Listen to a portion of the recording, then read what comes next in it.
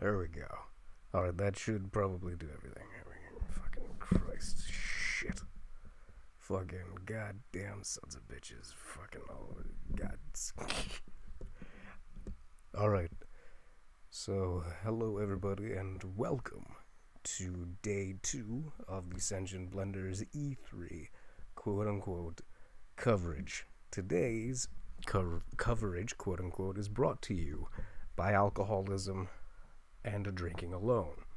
Because due to unforeseen circumstances and one surgery, I am currently the only blender available to talk about video games at all. Yes, this late at night, yeah, after quite a bit to drink.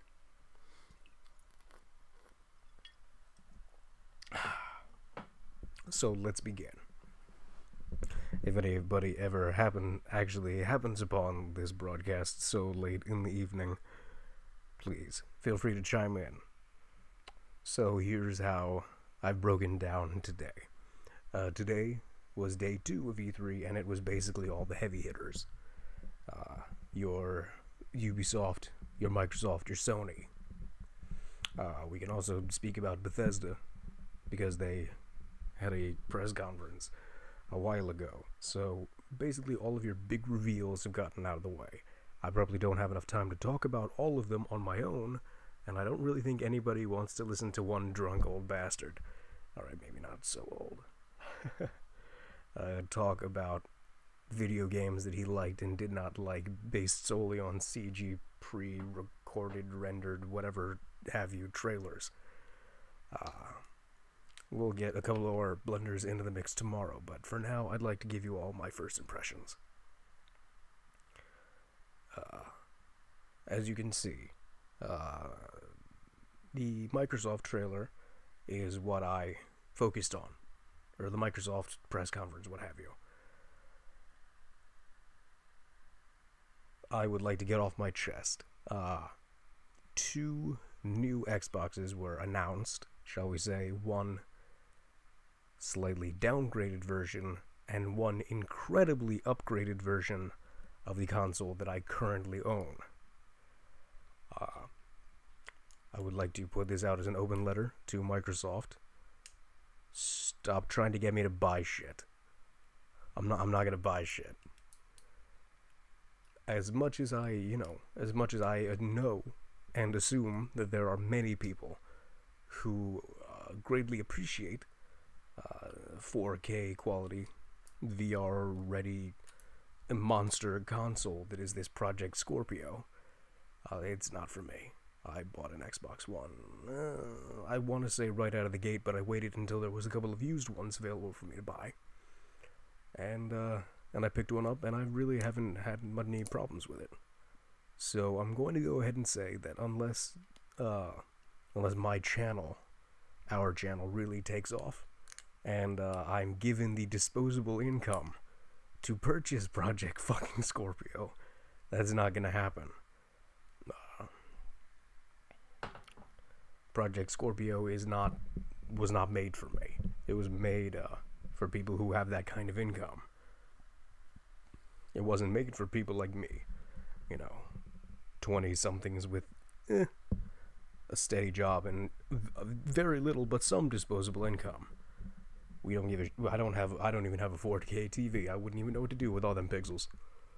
So, the big reveal, their coup de grace, kind of fell flat for me. The slim one, I mean, it's worthless to me. So, let's go ahead and skip to a couple of games.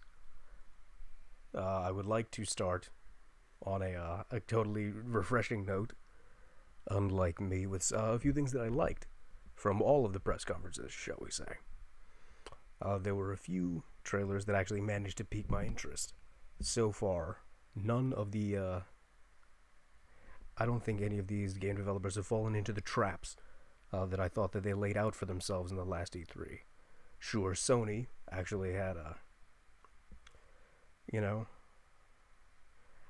they didn't really do much to bolster my confidence after the last E3, where they revealed, very, very pretty trailers for video games, and then none of them actually came out.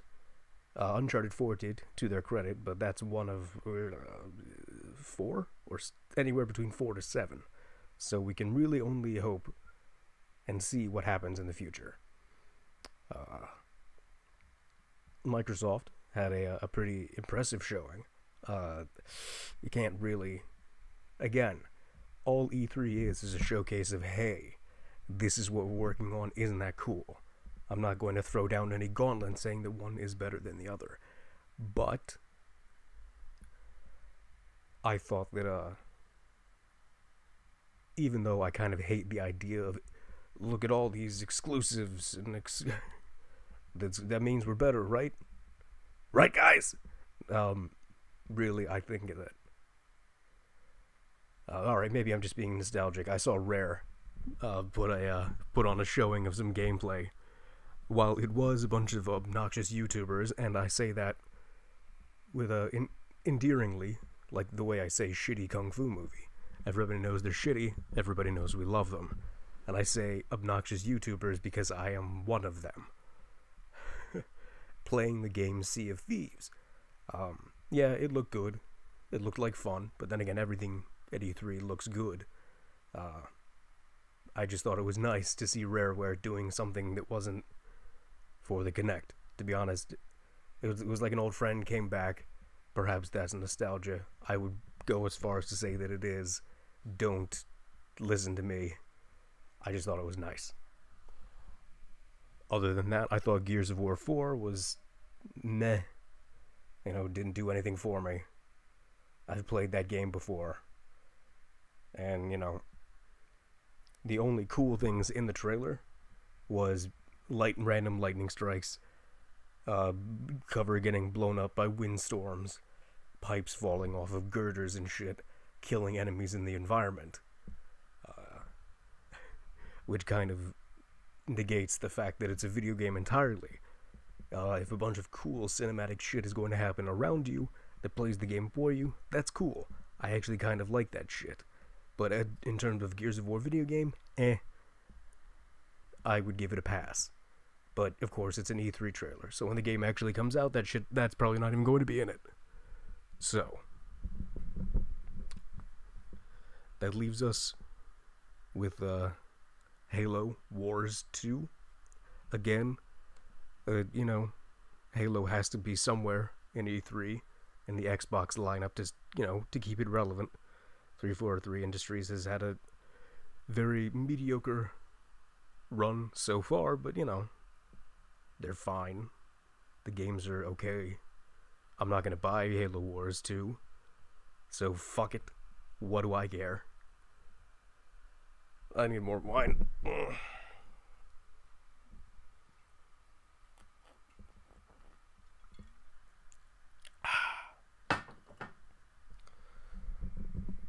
Along the same lines, God of War 4. Cool, Kratos has a beard. This time, he's gonna kill people.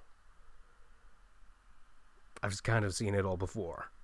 It's nice that it's completely new. I think that's a bit refreshing. I thought the Greek mythology was getting a little old. We'll have to wait and see. So, all of that stuff, Ubisoft's making another beautifully rendered E3 demo of a first-person, third-person shooter, yada yada yada. I hate The Division. It's basically a MOBA, more Division shit. I could care less. The Fractured But Whole, okay, looks cool, but to be honest, I've already played a cool South Park game. I'm probably going to play that one, but it doesn't have the same magic, the same mojo. I'm not going to wait patiently for it to come out. That leaves us with the weird shit. My domain. The weird shit being a few here and there trailers that I thought really got my gander up. I'm of course referring to the We Happy Few. I thought that was very good.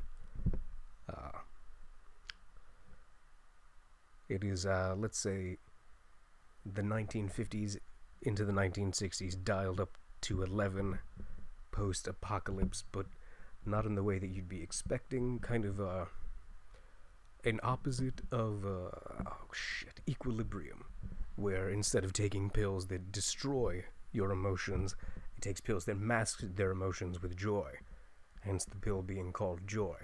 Yeah, I could go on about this, singing its praises, even though it was no gameplay, and I've seen a bit of pre-alpha footage for We Happy Few. It actually isn't that impressive, but the whole concept of this new trailer we saw was very different and actually kind of story oriented, and I appreciate that very much. Of course, Prey, not the original Prey or Prey 2, but the Prey 2 that was handed over to Arcane Studios that eventually became this new Prey, not labeled anything, what have you, but Prey nonetheless. It is a very strange, mind-altering trailer, and I think that is incredible. As incredible as a trailer without any gameplay can be. It piqued my interest, and that is what trailers should do. I was very, very, actually that trailer actually did something that I didn't think was possible. It made me okay with the fact that Prey 2 isn't coming out, because I thought that the whole, U.S. federal marshal being thrown into an alien city and having to ply his old trade, basically being a Blade Runner for aliens, I thought that was fucking sweet. And the fact that that didn't come out was a travesty to me. But, this one, I'm a sucker for, mind-bending Memento Looper type shit, so they got me hook, line, and sinker with that. But of course we can't end a discussion on insanely weird shit without talking, of course, about Hideo Kojima. We were all kind of patiently waiting to see what he would come up with, and we weren't disappointed. It was weird, it was out of left field, and it was totally fucking crazy. And that's exactly what we wanted. Because if I ever got a chance to sit down and talk with Hideo Kojima, I would have said, complete. If I could speak for all of the people who are, could call themselves fans of you. Thank God you're not making another Metal Gear Solid. We know you've wanted to put that shit aside for ages now. You've made at least 2 games more than you wanted. At least. So seeing him work on something new is good. And wow, that shit was fucking weird. It was like a pregnant Norman Reedus on a beach with pregnant whales and floating guys. There's really nothing to go on there, but Hideo Kojima working on something that is not Metal Gear Solid is worth enough to keep an eye on.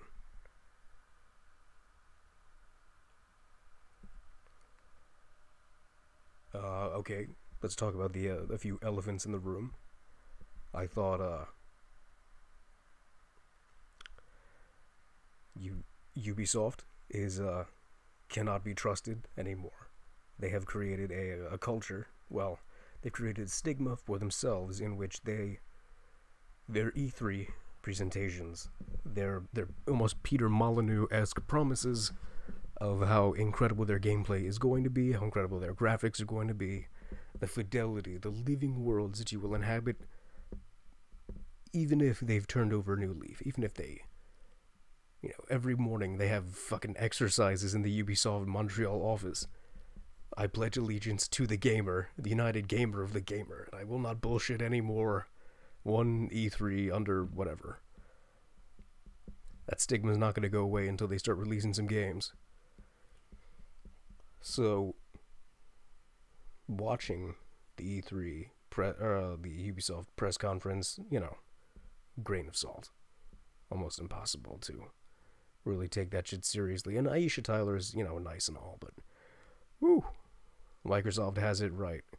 With a robot voice going, welcome to the stage, this guy. From whatever. I thought Final Fantasy 15 fell completely on its face. Nobody really gave a shit.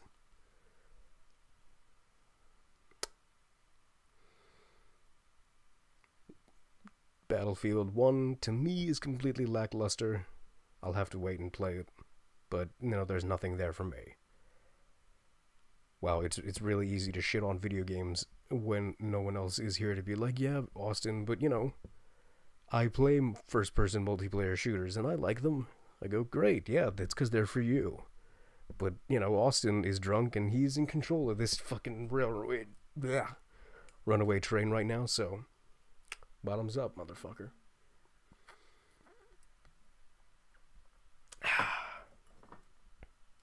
You didn't want to shovel coal tonight, so I'm in charge. Last Guardian got a release date for October something whatever. If I can break away from the cynicism for a while, I actually trust Team Ico almost as much as I do CD Projekt Red, because they've put out 2 games now, Ico and Shadow of the Colossus. Both pretty fucking good, actually, so we'll see,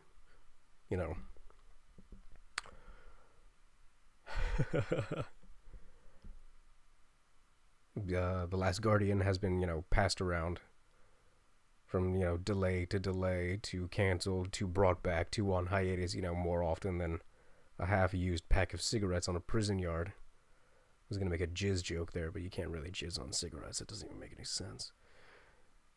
So we'll see. Either it will be the next game from Team Ico, like nothing ever happened, or it will be a Duke Nukem Forever situation.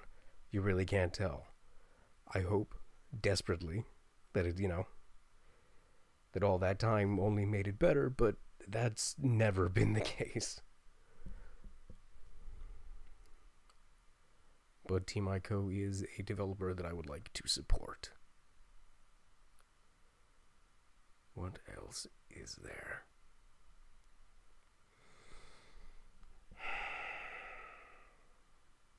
I think ID at Xbox is a good idea, in theory. But doesn't it kind of seem like they get too many applications for games? It kind of feels like they have way too much on their plate right now. Because they've been saying that, like, Cuphead and Space Engineers and all that shit is going to come out for a while. It just seems like it's a very small department that seemed like a PR stunt at first that is now getting way out of control. It's like a team probably of like 5 or 6 dudes that's juggling all of these indie developers at once, trying to get progress reports and shit like that. It's nice and all, but, ID at Xbox has released a smattering of video games, 1 or 2 of which I've probably actually played. Of that being said, Cuphead looks pretty good, Outlast 2 looks pretty good, everything else I'm pretty okay on. Don't need to spend my money. But Austin, you love indie games and you love supporting indie developers. Yeah, that's true, but sometimes their games just aren't that good. I can't play the fucking straight man. I'm drunk. Who cares? I'm just gonna keep complaining.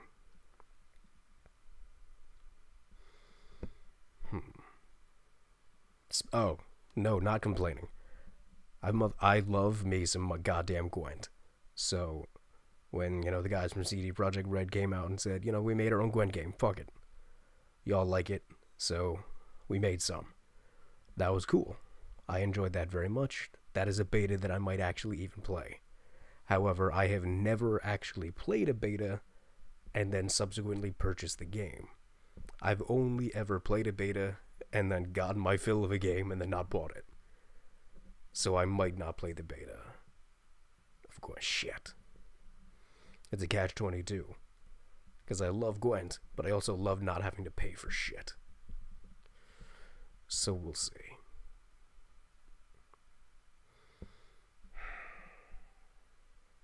Man, I'm really sorry that I'm broadcasting so late. It's usually around this time when I start saying cynical bullshit like that. Someone in the chat is like, Austin, try saying something nice for a change, you piece of shit.